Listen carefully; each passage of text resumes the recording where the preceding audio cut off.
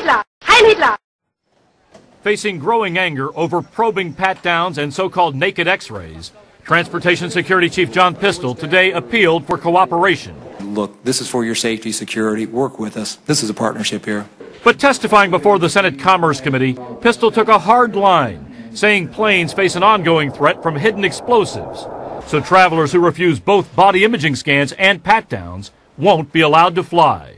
Do I understand the sensitivities of people? Yes. If you're asking, am I going to change the policies? No. Critics are calling for a Thanksgiving holiday slowdown, urging travelers to refuse the scans and overwhelm TSA checkpoints with pat-down requests.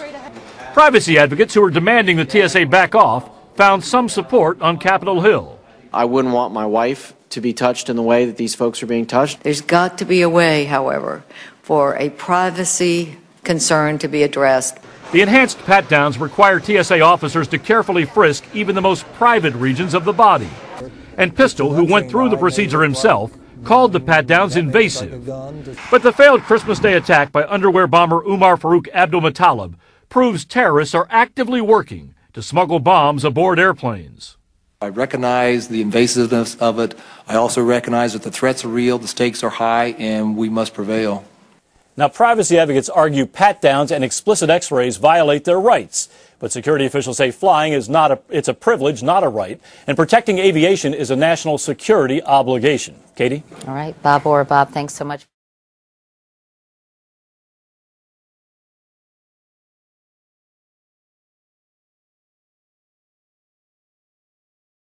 Well, taking our shoes off, not traveling with large bottles of liquids, that's our post-9/11 reality when we fly.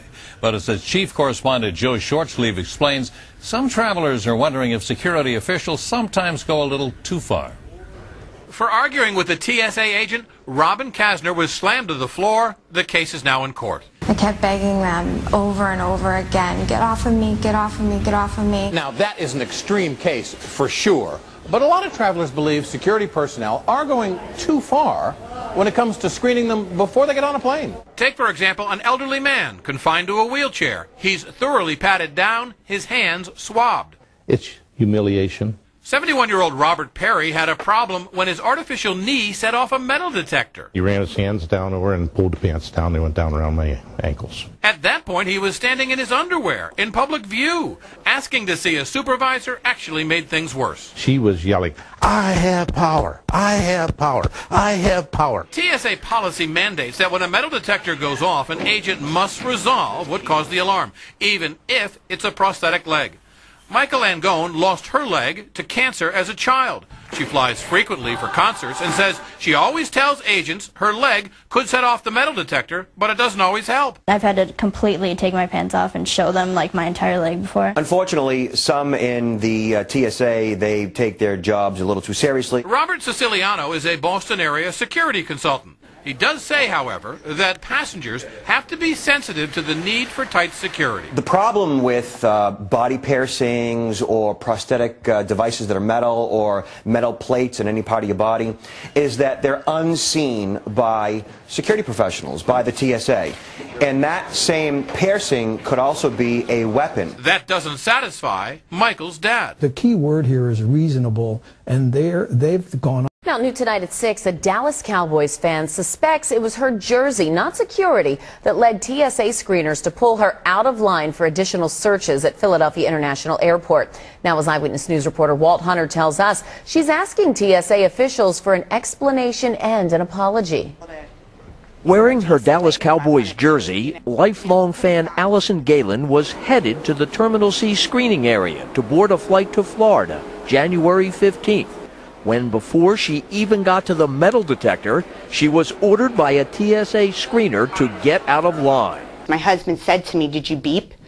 And I told him I didn't even go through the metal detector. Wondering why she was subjected to the additional search, Galen, a mother of 3, on her way with her husband to Florida following the death of a family member there, now found herself being patted down in this plexiglass area in plain view of other passengers. It was a plexiglass room and everybody could see me. So it was kind of embarrassing all the way around. But the biggest shock for Mrs. Galen, who never asked the TSA why she was being singled out, came when a screener walked up to her as she was putting her shoes back on, ready to resume her trip. He walked up to me and said, "How does it feel to be a Cowboys fan in Philadelphia?" You know, and I kind of went, I did tell him, wow. Galen says if in fact TSA screeners pulled her out of line for a search because of her Dallas jersey, and if they think it's a joke, she isn't laughing. People need to understand that you can't joke in this day and age with, you know, people around the world that are trying to hurt us as Americans, and you just can't joke about that. Now, Mrs. Galen, who did not file a formal complaint, says she hopes TSA will offer an explanation and apology. And when we contacted TSA officials, they responded with an email reading in part, quote, "TSA trains our workforce to screen each passenger with dignity and respect. If travelers feel they've been mistreated during screening, we encourage them to ask for a supervisor at the checkpoint." Live in the News Center, I'm Walt Hunter, CBS 3 Eyewitness News. All the joking started after TSA agent Rolando Negrin walked through a full-body imaging machine like this one, which gives a glimpse of a person practically naked. The agents who work at Miami International Airport were taking part in a training session, and reportedly, when they saw Negrin's body, they honed in on his private parts.